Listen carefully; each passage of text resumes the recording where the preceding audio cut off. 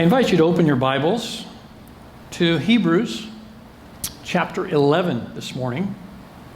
We're spending a few weeks looking at an amazing chapter, a great faith chapter of the Bible. It's all about faith.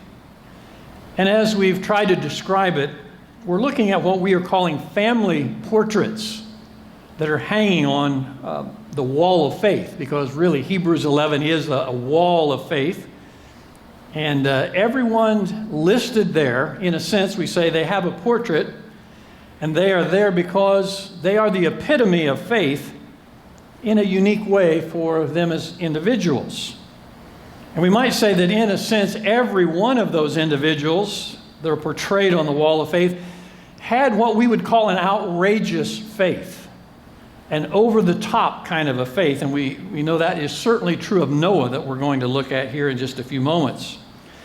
But I want to point out the fact that the faith factor is absolutely unmistakable in this great chapter, because you probably have noticed this before, but it is worth pointing out how many times the phrase "by faith" is used.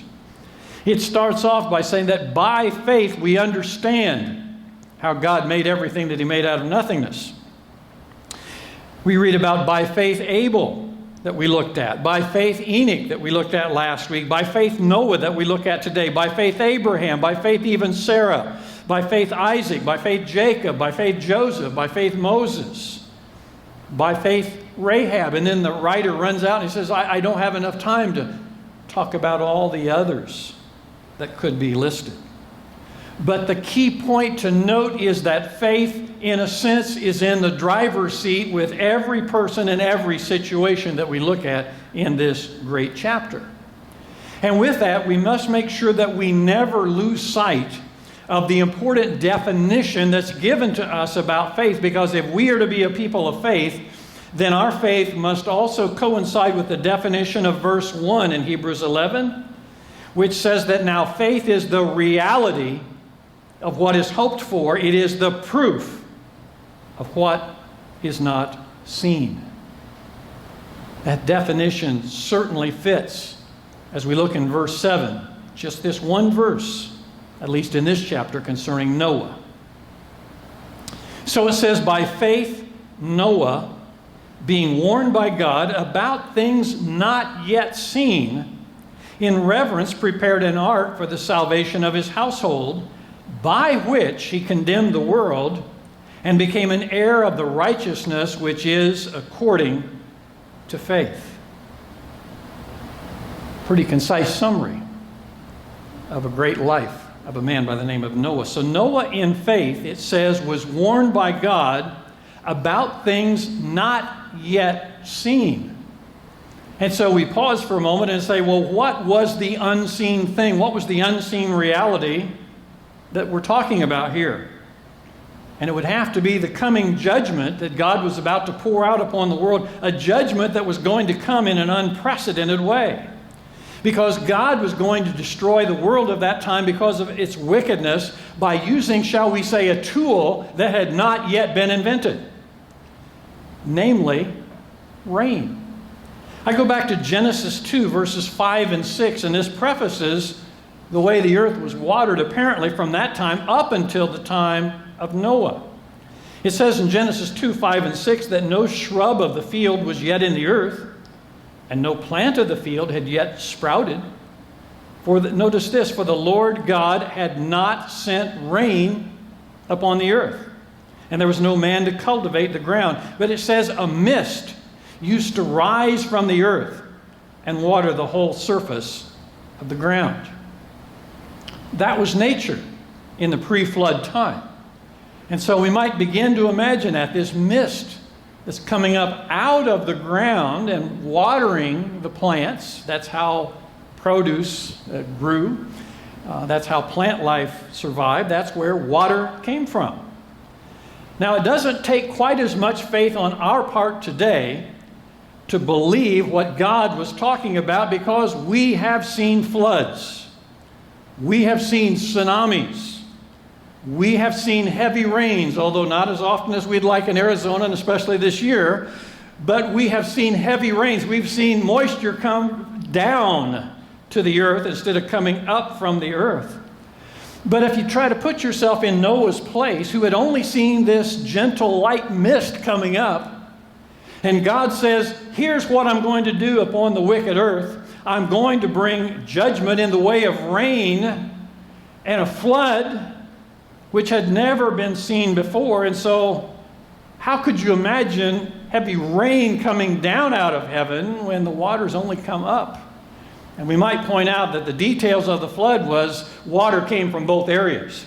It talks about the great fountains of the deep that burst forth and the great water belt above that broke and all the moisture that came. So there was literally a deluge of water from above and below. But thinking again about Noah and his faith, God has warned him about something for which there is no precedent for. So this warning about a coming cataclysm was followed by what we might call another outrageous act of faith on Noah's part. And that would be a lengthy and expensive on his part and an exhausting work that took place for at least 100 years. Noah and his sons, no doubt, working together.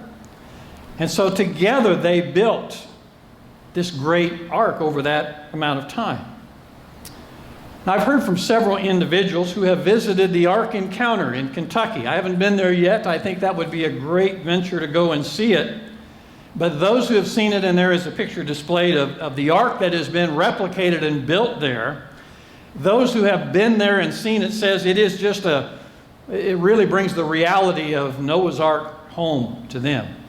An amazing feat that this great ark was built. In fact, I noticed on the website for the Ark Encounter, the slogan is, "It's bigger than imagination." And I would imagine each of us can think about what that ark might have been like, but apparently to actually visit this full-scale replica of the ark, no doubt it is bigger than imagination. So few things would involve more outrageous faith than building a massive, shall we say, cruise ship for people and animals when it had never rained before, when it had never flooded before, and probably that the construction site for it was also a great distance from any body of water that existed at that time. That is outrageous faith. But it says Noah, motivated by godly fear, built an ark to deliver his family. So God not only warned Noah about this great flood that was to come and directed him to build an ark, God also gave some very detailed instructions. They're found in Genesis chapter 6. I won't read all of that chapter, but verses 14 to 16, you get a sense of how detailed God was and what he told him to do. God said to Noah, "Make yourself an ark of gopher wood." Now, just stopping there for a moment, there's not a lot of clarity on what gopher wood was back at that time. Some actually believe out of the original language, gopher wood literally means squared beams. So it may not be describing the kind of wood, but how you were to work with the wood. And so make yourself an ark out of gopher wood, which might have been a particular species of wood or squared beams. And he says, make rooms in the ark, cover it with pitch inside and outside. And then he says, this is how you're to make it. These are the dimensions. He says, the ark will be 450 feet long. It will be 75 feet wide and 45 feet high. And you are to make a roof, finishing the sides of the ark to within 18 inches of the roof. And you're to put a door in the side of the ark. And God says to Noah, you're to make it with lower, middle, and upper decks. 3-deck ship. So God directed Noah to build a ship that was the height of a 4-story building. That kind of helps us to visualize it a little bit for those of us that haven't been down to Kentucky to see that one. The height of a 4-story building with 3 decks, and it was estimated then that it would have had more than 20 basketball courts of deck space. So we begin to get an idea of how massive this thing was. What strikes me about God's directions to Noah and tasking Noah with building this thing is what God did not do that he could have done. Because this is how God had done things at the beginning in creation. God could I believe, have snapped his fingers, or God could have just simply spoken a word, and that vessel could have instantly appeared, and God could have said, Noah, it's time to bring your family in. Here it is. You're good to go. God could have done that.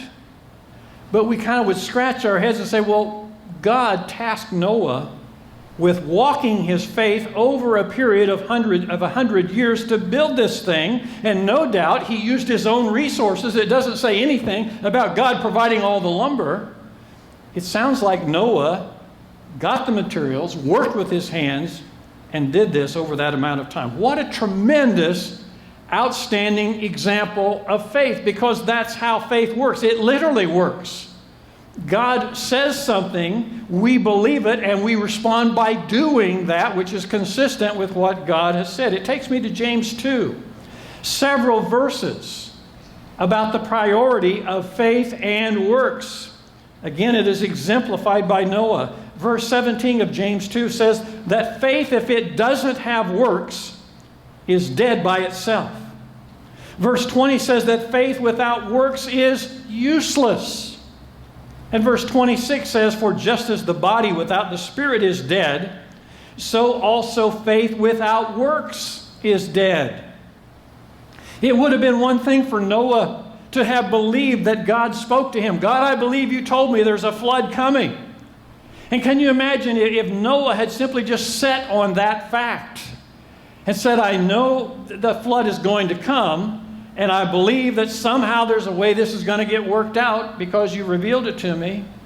No, Noah put it into action. Noah did something about what he believed in faith. And so we might state that faith is not so much a state of mind, it is a lifestyle. And I think we believe that literally about faith. It is not just a state of mind. How often do we just flippantly talk about faith? Just have faith. Faith is not just a state of mind. Faith is a lifestyle. It is worked out literally in works. It is acting upon the prompting of an unseen God to do that which in cases like Noah, there is no precedent for. But because God has spoken and we believe it, we do it regardless of how outrageous it might seem. So Noah's faith compelled him to build this ark of safety for his family. By faith he did that. But in this verse 7 of Hebrews 11, his faith also, we're told, did something else. I want you to notice that because it's just as important. It says that by faith he condemned the world and became an heir of the righteousness that comes by faith. So by faith Noah did what God told him to do by building an ark, but by faith, the act of building that ark, he literally condemned an unbelieving and a wicked world. So we might say that every tree that Noah cut down, every board and every beam that was fitted into the ark as he was building it, every nail, every spike, every peg that was driven in, every one of those acts was condemning of a disbelieving world that would be excluded from that ark of safety by their own choice. But because of that, Noah was condemning the world that refused to believe in what he was doing at God's prompting. And so by faith, literally, Noah condemned the world. And we might say for our own selves that our works of faith are doing the same thing today. We do the very opposite of a wicked and an unbelieving world and society. And so our commitment to Bible study, our commitment to prayer, our commitment to service, our commitment to outreach, our commitment to godly living, and all those things that we do in faith, we are condemning a wicked, unbelieving world that will have nothing to do with it. So our acts of faith are condemning a world around us because they refuse to believe, they refuse to heed and accept. There's an often neglected aspect of Noah's life that we need to consider this morning, and that is that he did more than just build an ark.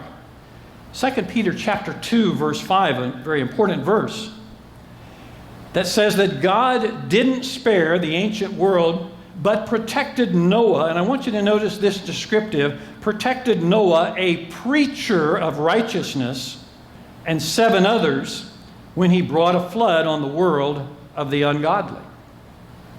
So we are told that Noah was not just an ark builder. We know him most for that. But Noah was also a gospel proclaimer. Noah was called a preacher of righteousness. And we might note that he was probably the least successful preacher that has ever lived. Over 100 years, there were absolutely no converts under his ministry. And what a sad reality that is. Noah's a fascinating individual because there's something especially relevant about Noah to the times that we live in. In fact, the times of Noah, we are told, are uniquely compared to the times when Jesus will return, just prior to the return of Christ. In Jesus' own words in Matthew 24, very important chapter, verses 37 to 39, Jesus talking about future events, he says, as the days of Noah, so the coming of the Son of Man will be. For in those days before the flood, they were eating and drinking, they were marrying and giving in marriage until the day when Noah boarded the ark. They didn't know until the flood came and swept them all away. And so this is the way the coming of the Son of Man will be. So with a great deal of interest, we go back to the days of Noah. What were the days of Noah like? Jesus described them in Matthew 24. But the account in Genesis 6 tells us what those days were like. And we read these verses, we might pick up on the similarity of the days that we're living in as well. So verses 5 and 6 and verses 11 and 12 of Genesis 6, it says that when the Lord saw that man's wickedness was widespread on the earth, and that every scheme his mind thought of was nothing but evil all the time, the Lord regretted that he had made man on the earth, and he was grieved in his heart. Now the earth was corrupt in God's sight, and the earth was filled with wickedness. God saw how corrupt the earth was, for every creature had corrupted its way on the earth. We think of those words, and we think of the times that we're living in today. I'm thinking about a wicked world that we live in. In fact, to get very specific, there is one word that's become very prominent in recent times, recent weeks and months even, and it's something that I keep reading about on a regular basis. I keep hearing about it in the media, on the news, and it is a word that I find deeply troubling that has a great parallel to the times of Noah. It is the word lawlessness. Have we not been hearing the word lawlessness maybe way too much? But for example, I think of instances in the media where I've heard the word used pertaining to the chaos in Seattle and in Portland. The defund the police movement. What could be more lawless than that? The arm of enforcement of the law. And there's a great effort toward lawlessness to get rid of the law, to get rid of the enforcers of the law. I saw something about a debate that's going on or has been going on in India, a debate over literally the word lawlessness. And something else I came across from the country of Zambia that was literally entitled The Rule of Lawlessness. And an article concerning the rioting going on in the big cities across this country entitled An Overwhelming Sense of Lawlessness. And even another article that says social media has led to lawlessness, violence, and deaths. And we could go on and on. But you see, there's a thread running throughout that word lawlessness. Jesus says about the time of his return that parallels the days of Noah, Matthew 24, verse 12. I want you to notice the use of that word. It says, because lawlessness will multiply, the love of many will grow cold. An increase of lawlessness that we see increasing almost exponentially in this culture, Jesus says that will characterize the times leading up to his return. Maybe even more sobering, 2 Thessalonians 2, verses 3 and 4 tell us concerning the day of the Lord, that the day of the Lord will not come unless the apostasy, the falling away, comes first. And then secondly, it says that the man of lawlessness is revealed, the son of destruction. He opposes and exalts himself above every so-called God or object of worship so that he sits in God's sanctuary, publicizing that he himself is God. We refer to that individual by many different names, most commonly the Antichrist. But isn't it interesting that he is described as the man of lawlessness?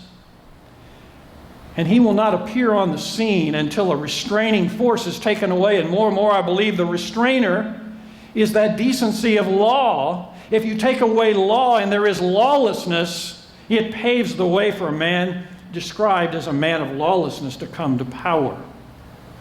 And so I think the culmination of what we see going on right now, this movement of lawlessness, the culmination of it will be an authoritarian dictator who is characterized, as it says in the passage we just read, by lawlessness. Do we not see that the current trend is rapidly moving in that direction? This is something that strikes me more maybe than anything else about current events. It is a sure indicator that we are rushing headlong to the end of this age.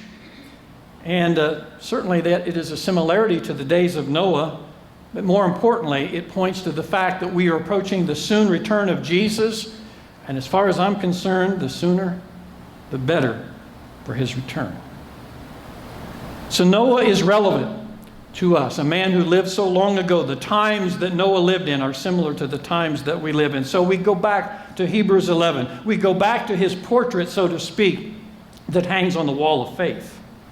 And we note again that Noah lived a righteous life. He lived a life of faith. And again, he lived in times that were alarmingly similar to the times that we live in. But someone has said this: take heart from Noah's example. You can be godly in a very ungodly world. And that is encouraging. That's why we take time to look at his portrait on the wall of faith. Because here's a man that lived in times at least as wicked and ungodly as the times that we live in.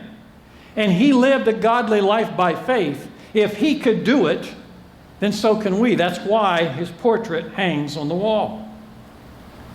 It says in Genesis 6:8 concerning him that Noah found grace in the eyes of the Lord. That is the very first mention of the word grace in the Bible. Way back in Genesis, Noah found grace in the eyes of the Lord. A man who lived by faith, and grace was extended to him. And so the prototype that comes right on down to today, that the people of God who live by faith will find God's grace. They will find grace in the eyes of the Lord. 1 Peter 3:20 and 21 are a couple of other verses that talk about Noah, that say that God patiently waited in the days of Noah while an ark was being prepared. In it, a few, that is, 8 people, were saved through water. Baptism, it says, which corresponds to this, now saves you not the removal of filth of the flesh, but the pledge of a good conscience toward God through the resurrection of Jesus Christ. There's an interesting antitype that Peter brings out in that passage. We might say that baptism that he talks about there is an antitype to the ark of Noah. Noah's ark prevented his family from drowning in floodwaters.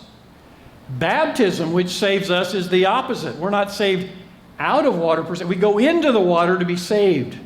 And that's what baptism represents.